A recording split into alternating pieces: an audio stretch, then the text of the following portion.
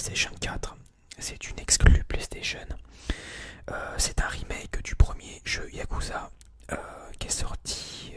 Celui-ci est sorti en août 2017, donc c'est pour ça que je disais que c'était le plus vieux. Donc c'est un remake du premier Yakuza. Je n'y ai pas beaucoup joué puisque je suis en train de faire Yakuza 0 qui est très long. Et Yakuza 0 et se passe avant celui-ci, donc j'aurais aimé pouvoir finir le 0 avant de recommencer le premier. Puisque j'avais fait celui-ci sur PlayStation 2 à l'époque et j'avais beaucoup aimé. J'avais pas fait le 2, j'avais fait le 1, pas le 2, j'avais fait le 3, j'ai le 4, le 5 je ne l'ai pas fait. Et il y a le 6 qui va sortir bientôt normalement, enfin à la fin de l'année je crois. Donc voilà, donc Yakuza Kiwami, qui est une édition Steelbook. C'est un jeu qui est uniquement en anglais. Le premier était pas en anglais, mais le premier était traduit en français, mais celui-ci est uniquement en anglais. Donc là vous avez le Steelbook. Donc ça c'est Kazuma, le héros principal, et ça c'est Haruka qui est une petite fille qui va jouer un rôle très important dans l'histoire. J'en dis pas plus puisque ça spoil sinon. Et puis vous avez magnifique des dessins de ce type, tatouage du dragon et de la carpe. C'est un clin d'œil à l'histoire, hein, mais ça je vous en dis pas plus puisque le jeu est très bon et je vous conseille fortement de le faire. Si vous parlez anglais, parce que si vous parlez pas un mot d'anglais ça va être un peu compliqué. Mais je vous le encourage, la série Yakuza sont des très bons jeux. Surtout uniquement sur PlayStation, donc si vous êtes sur Xbox ça va être un peu compliqué. Voilà, donc je l'ai payé 35,9€ je crois. Donc Yakuza Kiwami que je n'ai pas beaucoup touché mais qui ça ne saurait tarder. Alors, maintenant je vais vous présenter Crash Bandicoot Insane Trilogy. Alors là c'est un grand coup de cœur. Crash Bandicoot, j'y ai beaucoup joué quand j'étais petit. Donc là c'est une version PS4 qui regroupe les trois jeux, les trois premiers. Donc Crash Bandicoot 1, Crash Bandicoot 2, Cortex Strikes Back et Crash Bandicoot 3 Warped qui est mon préféré. Il y a eu un vrai travail au niveau de la remasterisation. C'est pas une simple réédition. C'est vraiment très bien fait. Celui-ci, cette version-là des trois jeux est sensiblement plus dur que ceux sur PlayStation 1. Même beaucoup plus dur même. Et c'est toujours un plaisir de retrouver ce jeu. Il y a eu vraiment un gros travail, ça je tiens à le souligner, puisque c'est rare. Souvent on nous ressort des jeux remaster et il n'y a pas grand chose qui est fait dessus. Celui-ci est vraiment très bon. Ces trois jeux, donc ça coûte une trentaine d'euros. Voilà, donc Crash Bandicoot Insane Trilogy. J'ai pas beaucoup joué, j'ai joué un peu au premier sur celui-ci. Pas beaucoup au 2 et beaucoup au 3, donc faudrait que je les fasse dans l'ordre, mais j'ai un peu de mal. Donc j'y rejouerai, peut-être que j'y rejouerai aujourd'hui, tiens, parce que ça fait autant que j'y ai pas allumé la PlayStation. Donc vous avez bien trois jeux complets dans celui-ci. Les trois Crash Bandicoot en français, bien sûr. Avec les doublages d'époque. Enfin, les doublages, je sais pas s'ils ont été refaits, je pense que oui quand même. Mais c'est bien les mêmes doubleurs. Et voilà, donc Crash Bandicoot Insane Trilogy, je vous le conseille fortement si vous avez été, comme moi, bercé par ces jeux-là dans votre enfance, ou que simplement vous voulez découvrir. Si vous ne connaissez pas, il faut le faire de toute urgence. Donc Crash Bandicoot Insane Trilogy, donc trois jeux d'origine remasterisés sur PlayStation 4.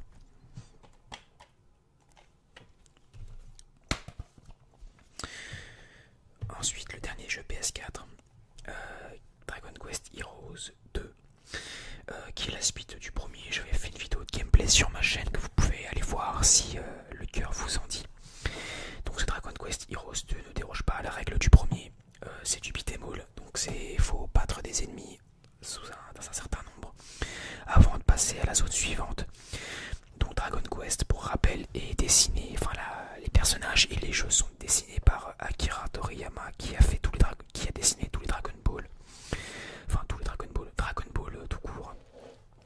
Donc c'est un gage de qualité. C'est développé par Square Enix, édité ou développé, je ne sais plus. Donc qui est la marque de fabrique Dragon Quest. Donc vous vous avez des clins d'œil à tous les anciens Dragon Quest avec des compagnons que vous pouvez recruter. Le scénario, c'est sauver un royaume, c'est un peu comme le premier. J'y ai pas beaucoup joué puisque je n'ai pas fini le premier. Et c'est vraiment des hordes de personnages qu'on doit démolir dans un contexte assez fantastique. Le jeu est très bon, je l'ai pas eu pour grand chose quand il est sorti. Et je vous le conseille. Si vous n'avez pas fait le premier, autant prendre les deux. Même s'il n'y a pas grand chose qui change entre les deux, mis à part les personnages. Celui-ci est très bon aussi. Voilà, donc il n'y a pas grand chose à dire puisque c'est à peu près la même chose que le premier. Juste que c'est un nouvel opus et bon, j'apprécie les nouveaux héros, l'histoire qui est un peu renouvelée, c'est quand même agréable. Et ça, c'était l'édition Explorateur. Donc j'avais le droit à du contenu en plus. C'est des contenus, des armes gluants en plus, et donc ça c'était cool. Voilà, donc Dragon Quest Heroes 2 que je vous conseille. Bien que le dépaysement soit pas incroyable. Donc maintenant on passe à la Xbox. Je vais peut-être changer l'angle de caméra. Ouais, on va faire ça comme ça. Bim, voilà. Ça sera mieux comme ça. Clac, voilà. Nickel. Voilà, vous avez un petit changement d'angle pendant la vidéo, c'est cool. Alors, là, je vais vous parler de l'ombre de la guerre. La Terre du Milieu, l'ombre de la guerre, qui est le dernier jeu que j'ai acheté sur Xbox. Alors ça, c'est une énorme claque. Je ne suis pas spécialement fan de l'univers du Seigneur des Anneaux. Je connais, mais voilà. J'ai acheté ce jeu puisqu'un ami à moi l'a pris sur PC, m'a fait un stream privilégié. J'ai pu voir comment c'était. Et je n'ai pas joué au premier. Et donc j'adore vraiment ce jeu, je suis en train d'y jouer à fond. Alors c'est en fait, vous devez vous incarner un personnage qui fait alliance avec l'âme de Celebrimbor, qui est le personnage qui a forgé les anneaux dans le Seigneur des Anneaux. Et en fait vous devez reconquérir la Terre du Milieu, enfin réduire l'influence de Sauron, en recrutant des orques, en volant en fait les capitaines des armées orques ennemies, et en faisant votre propre armée au travers de différentes régions. Et moi j'adore cet aspect là, donc il y a des niveaux, c'est vachement RPG, des compétences, des niveaux à monter. Vous avez les orques ont des niveaux aussi. Il y a un système qui est le système Nemesis qui en fait que vos ennemis se rappellent de vous. Si jamais vous fuyez, ils se rappellent de vous. Si jamais vous les humiliez, ils s'en rappellent. Ils peuvent monter de niveau et vous tendre des embuscades. C'est vraiment ultra bien fait. Et celui-ci est optimisé Xbox One X, puisque vu que j'ai la One X, le jeu est d'autant plus beau. Et le jeu est extrêmement vaste, il y a une durée de vie qui est immense. Moi j'en suis même pas à 15%, je dois avoir au moins 15 heures de jeu dessus. Et je suis vraiment content de ce jeu. Donc voilà, je l'ai payé une quarantaine d'euros avec une carte cadeau, puisque voilà, à la Fnac. Et donc c'est un jeu principalement solo. Il y a des options multijoueurs, mais principalement solo. Et enfin moi je vous le conseille, hein, je connais pas très bien l'univers, mais clairement foncez dessus, puisqu'il est vraiment très bon. Alors ensuite, Forza Motorsport 7, pardon. Donc exclusivité Xbox One, donc qui est optimisé aussi également 4K HDR Xbox One X. Donc ça je l'ai acheté quand il est sorti, je n'y ai pas beaucoup joué, mais il faudrait que j'y joue beaucoup. Il faudrait que j'y joue plus. C'est un jeu Forza jeu de course, jeu de circuit. Il y a plus de 700 voitures, une météo dynamique et une compétition ouverte à tous, ce qui est dit au dos. Et graphiquement, alors là, vous êtes au summum de ce que peut faire la Xbox. Il est magnifique. Et c'est le jeu de course de l'année 2017 pour moi, de référence. La Forza tape très très fort avec ce jeu-là. Donc après les Horizons, il y a celui-ci, Forza Motorsport 7 qui est sorti. Et écoutez, il n'y a rien à dire, mis à part que c'est un excellent jeu. Il n'y a vraiment rien à dire dessus. Il est vraiment très très très très bon. J'ai été assez bref dessus, mais il y a tellement rien à dire dessus, puisqu'il est tellement bien que... Voilà. Donc maintenant, je vais vous parler d'Injustice 2.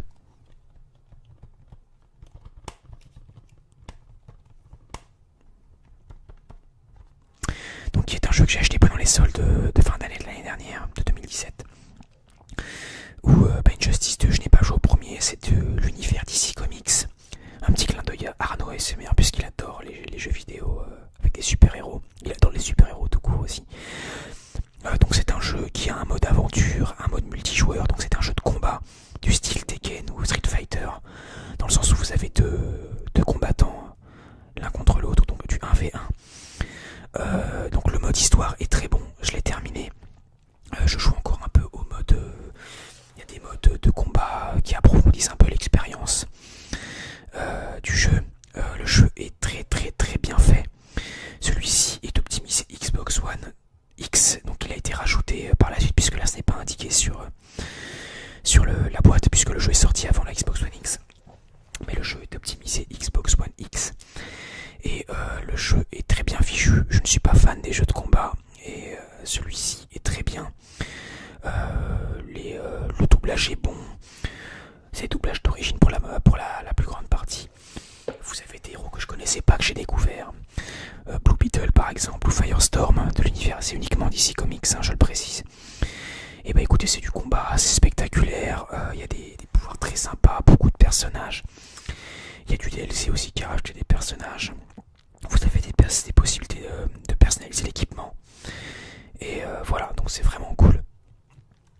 Donc Injustice 2 que je vous conseille aussi fortement, qui est une référence de jeu de combat de super-héros sur Xbox One et PS4 aussi également.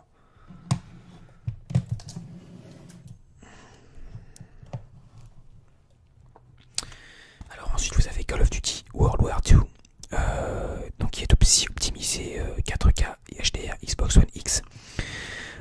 J'étais resté sur ma faim avec le dernier Call of Duty Infinite Warfare. Le solo m'avait beaucoup plu, mais au hauteur de ça, rien du tout.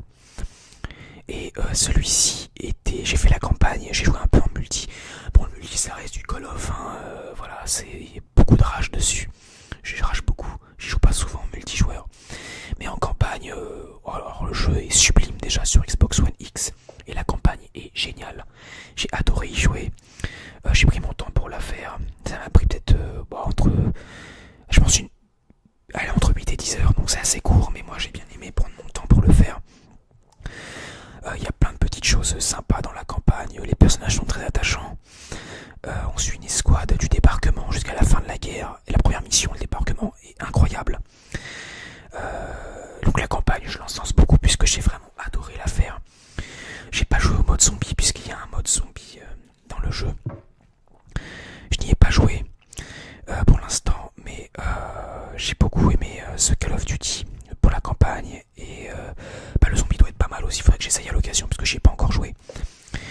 Mais j'ai beaucoup aimé jouer à ce Call of, surtout sur la campagne, et je suis pas mécontent de l'avoir acheté puisque pour un retour à la Seconde Guerre mondiale, pour moi c'est réussi, c'est le Call of qu'on attendait. À ce niveau-là, fini la régénération automatique de la vie. Maintenant, il faut avoir des kits sur soi. Si vous n'en avez pas, vous mourrez. C'est beaucoup plus dur. Et en fait, ça a commis pas mal d'erreurs des anciens Call of. Et celui-ci, pour moi, révolutionne pas le genre, mais est assez bon dans ce qu'il fait. Dans l'univers World War II. Je suis content d'avoir pu jouer à ce jeu et de l'avoir. Puisque je suis pas mécontent d'un Call of, et ça fait longtemps que je l'avais pas dit.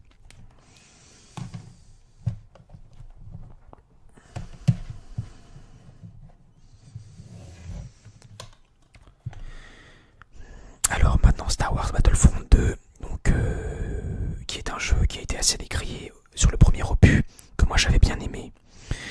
J'ai acheté celui-ci puisque je voulais simplement pouvoir rejouer au 2. Enfin, le premier j'ai bien aimé, et le 2 ça paraissait assez prometteur avec une campagne solo et un mode multi qui est bien plus enrichi. Maintenant dans celui-ci vous avez des classes en multi, vous avez des nouvelles maps, des nouveaux modes de jeu, donc ça c'est cool, c'est ce qui manquait au premier, puisque le premier c'était uniquement du multi. Enfin là c'est aussi uniquement du multi, mais il y a aussi une campagne solo. Voilà, donc je sais que ça n'a pas été top au niveau de l'accueil pour celui-ci. Moi j'aime bien y jouer, j'y joue de temps en temps puisque je joue pas mal à Battlefield aussi et à l'ombre de la guerre, et donc je suis pas mécontent de ce jeu. La campagne solo est sympa pour le moment. Ensuite, le mode multi, bah écoutez, hein, c'est des affrontements épiques, il y a des objectifs à remplir entre l'Empire et la Rébellion ou d'autres camps. Vous avez des véhicules, vous avez des points que vous accumulez qui vous permettent d'avoir des personnages upgradés comme Dark Maul ou des choses comme ça quand vous faites pas mal de kills. Et bah écoutez, il y a des nouvelles armes, des nouvelles classes, donc ça c'est chouette, c'est ce qui manquait au premier. Et je suis très content de ce jeu pour l'instant. Moi personnellement je m'en satisfais. Je devais jouer avec un ami, mais enfin on est prévu de l'acheter avec un pote, mais bon, ce pote là ne joue plus à la Xbox, donc voilà, on ne peut pas jouer ensemble, donc du coup je joue tout seul. Donc s'il y a des joueurs de Battlefront 2, ça m'intéresse, puisque si vous voulez qu'on joue ensemble, il n'y a pas de souci. Voilà, donc Battlefront 2, donc qui reprend la recette du premier, du multi épique et un solo qui est plutôt pas mal. Moi, pour moi, ça ne vaut pas le prix fort lequel il est vendu, mais si vous pouvez l'avoir en promotion, ça peut être intéressant. Et celui-ci aussi est optimisé HDR et Xbox One X Optimized, donc pas de 4K, mais du HDR qui est le High Dynamic Range. Voilà, on va y arriver. Là, on arrive au dernier jeu Xbox One. Donc, bien sûr, impossible de passer à côté. Assassin's Creed Origins, qui est une vraie claque et qui est le retour en force d'Assassin's Creed. Qui est le jeu que moi j'attendais de Assassin's Creed, pardon. Après Syndicate, que je n'ai pas beaucoup aimé, que je n'ai toujours pas fini d'ailleurs. Celui-ci développe un tout nouveau système de combat et un univers dans l'Égypte antique qui est vraiment cool. C'est le qui est d'autant plus optimisé Xbox One HDR et 4K. J'ai une télé 4K et la Xbox One X, donc ça rend très bien. Donc ça c'est une édition limitée. Donc voilà, là c'est un retour aux origines d'Assassin's Creed. Il est vraiment très bon. Je n'y ai pas beaucoup joué puisque je veux vraiment le savourer. Et vraiment, c'est le nouveau système de combat. Il y a un aspect RPG qui est très intéressant, une map immense. Donc j'ai pas beaucoup joué, donc je vais pas trop en parler. Mais de ce que j'ai vu, de ce que j'ai joué pour l'instant, il est vraiment génial. Des nouvelles montures, possibilité de changer d'armure, d'armes, d'équipement. Il n'y a plus de lame secrète dans celui-ci. Voilà, donc c'est vraiment l'origine des assassins. Donc ça, il faudra que je développe en y jouant. Et voilà. Puisque je ne sais pas encore, je peux pas trop vous parler d'histoire parce que j'ai pas encore beaucoup joué. Mais vous avez des étendues désertiques à explorer. Vous avez